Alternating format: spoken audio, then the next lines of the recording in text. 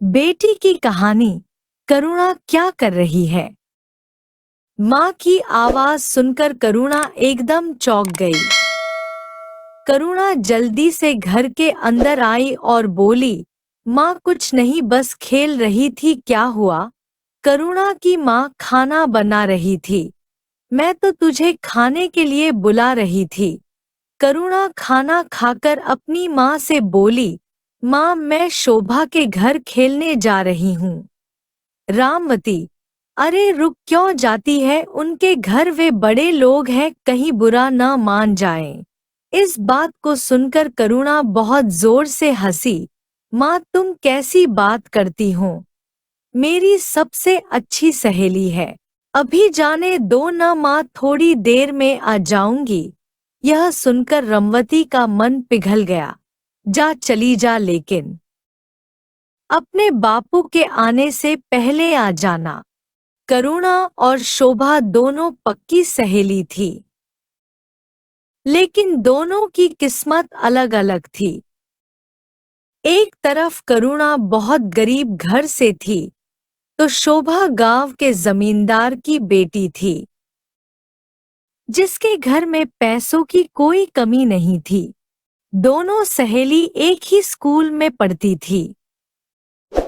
एक दिन शोभा स्कूल आई और करुणा से बोली, करुणा मेरे माता पिता मुझे शहर भेज रहे हैं पढ़ने के लिए, तू मुझे भूल तो नहीं जाएगी? यह सुनकर करुणा बहुत उदास होने लगी। शोभा मत जाना, कोई बहाना बना दे। शोभा की आंखों से आंसू छलक रहे थे। काश ये मेरे वश में होता, लेकिन वादा कर तू मुझे भूलेगी नहीं, और जब भी मैं छुट्टियों में गांव आऊंगी तो मुझसे मिलने जरूर आएगी। शोभा को उसके माता पिता शहर पढ़ने के लिए भेज देते हैं। करुणा वहीं गांव के स्कूल में पढ़ती रहती है। धीरे धीरे दोनों बड़ी होने लगती हैं। करुणा की पढ़ाई गांव से होने के कारण ज्यादा नहीं पढ़ पाती, इधर शोभा डॉक्टर बन जाती है। एक दिन शोभा अपनी माँ से मिलने गांव आती है। माँ से मिलकर वह जब जाने लगती है, शोभा शहर से अपनी सहेली के लिए बहुत से उपहार लाई थी। वह भागती हुई जाने लगती है, तभी उसकी माँ टोकती है, बेटा वो लोग बहुत बुरे हालात में हैं, उसके पिता का स्वर्गवास हो चुका है, माँ भी बहुत बीमार रहती है। मुझे लगता है उसका रिश्ता पक्का हो गया है। शोभा करुणा से मिलने पहुंच जाती है। दरवाजा खटखटाने पर करुणा दरवाजा खोलती है। शोभा उसे देखकर गहरी सोच में पड़ जाती है।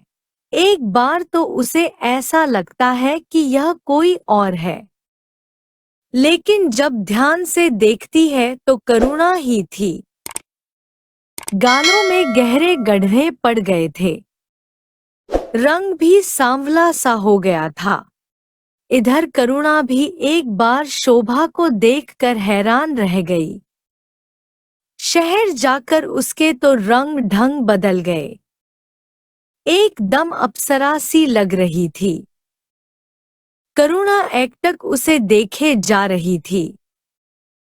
उसे देखकर शोभा ने कहा, अंदर आने के लिए कहेगी या यहीं खड़ा रखेगी? करुणा जैसे नींद से जागी, हाँ हाँ अंदर आना। तुझे देखा तो अपनी सुध बुध भूल गई। कैसी है तू? एक साथ सवालों की बौछार सी कर दी करुणा ने। शोभा ने अंदर आकर देखा, एक टूटी सी खाट पर उसकी माँ पड़ी थी, पास ही कुछ दवाइयाँ रखी थी। शोभा को देखकर रामवती ने उठने की कोशिश की, तभी शोभा ने टोका, अरे चाची क्यों परेशान हो रही हो, लेटी रहो, मैं शोभा हूँ। करुणा से मिलने आई थी, आपकी तबीयत कैसी है? क्या हुआ आपको? तभी करुणा पानी ले आई। कुछ नहीं, बस कमजोरी है, थोड़ा खाएंगी पिएंगी ठीक हो जाएंगी। तू सुना कब आई? शोभा बोली, आज ही आई हूँ और कल ही वापस जाना है। थोड़ा सा टाइम था, सोचा तुझसे मिल आऊं। मैंने सुना है तेरा रिश्ता पक्का हो गया है। यह सुनकर करुणा थोड़ा उदास हो गई। तभी रामवती ने बताया, बेटी, पास ही के गांव में एक लड़का है, घर में उसकी माँ और छोटा भाई है। शरीफ लड़का है, शहर में नौकरी करता है। रोज बाइक से शहर जाता है, शाम तक लौट आता है। उम्र थोड़ी ज्यादा है।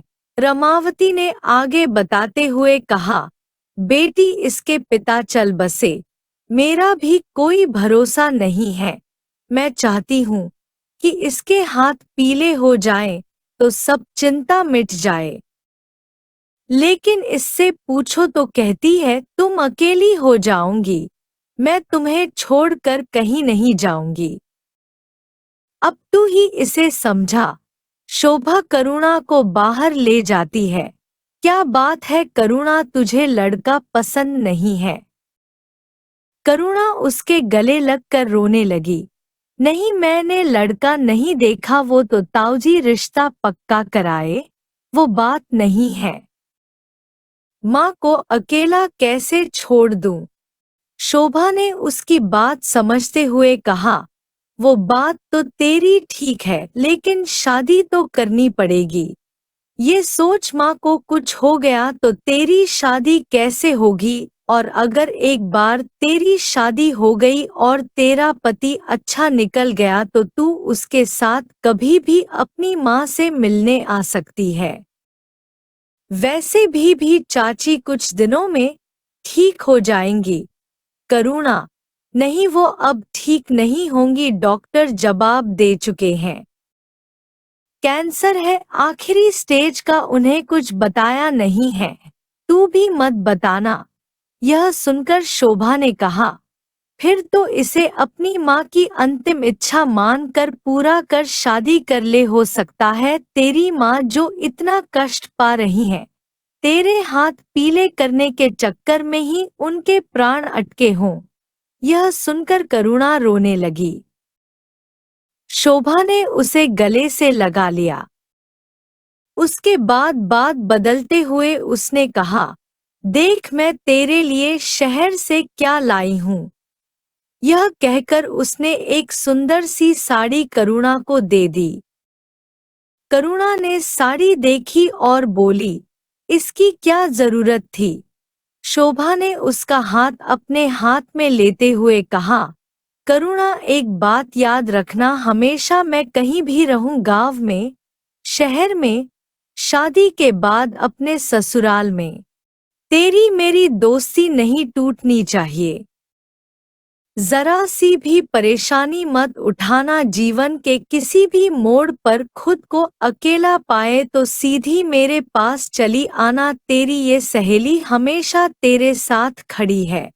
करुणा कुछ बोल न सकी, उसकी आंखों से टप टप आंसू बह रहे थे। माहौल को हल्का करने के लिए शोभा ने कहा, अब चाय भी पिलाएगी या यूं ही टरका देगी? चाय पिला दे भई, अगली बार आई तो पता लगा मेरी सहेली अपनी ससुराल पहुंच गई। वैसे हम भी कुछ कम नहीं हैं। वहीं जाकर तुझे पकड़ लेंगे। करुणा हंसते हुए चाय बनाने चल दी। Thank you for listening this story. Please subscribe the channel, hit the like button, share this video with friends.